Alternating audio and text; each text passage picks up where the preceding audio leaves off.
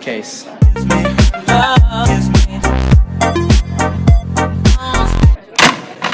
Motherboard. Graphics card. Power supply. 2 terabyte hard drive. 255 gigabyte SSD. EVGA monitor. Ripjaw 16 gigabyte RAM. Heatsink with a fan. Central processing unit. Cords.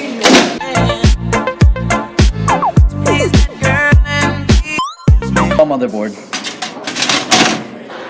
Central processing unit. Install the heatsink. Install the fan. Power supply. Graphics card. Struggles full. Install the RAM. Well, I guess the people that came after me. 2 terabyte installation 101. The installation.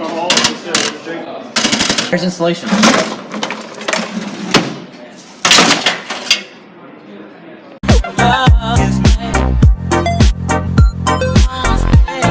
Graphics card, PU and fan, RAM, DD, ROM, terabyte hard drive, power supply, computer.